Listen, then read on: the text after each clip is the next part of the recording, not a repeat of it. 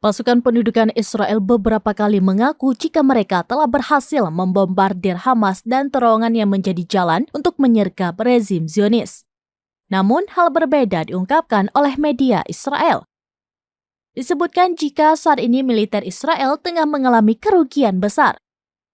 Pada Minggu 16 Desember 2023, media Israel mengungkap kerugian besar yang diderita IDF dalam beberapa hari terakhir. Disebutkan peristiwa akhir pekan ini membuktikan bahwa kekalahan Hamas masih jauh. Hal itu menunjukkan bahwa jalan menuju kemenangan Israel masih panjang. Perlawanan Palestina itu bahkan disebut semakin kuat dan perang akan berlanjut selama berbulan-bulan.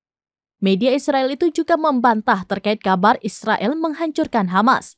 Analis urusan militer Amos Harel menyebut sulit untuk menumpas Hamas. Dalam waktu dekat, pertempuran cenderung memperkuat Hamas daripada melemahkannya. Pengumuman terkait penumpasan Hamas disebutnya hanya omong kosong.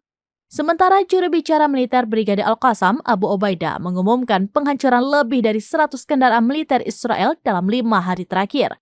Pertempuran sengit itu menewaskan 3 tahanan Israel yang terbunuh oleh militer Zionis sendiri.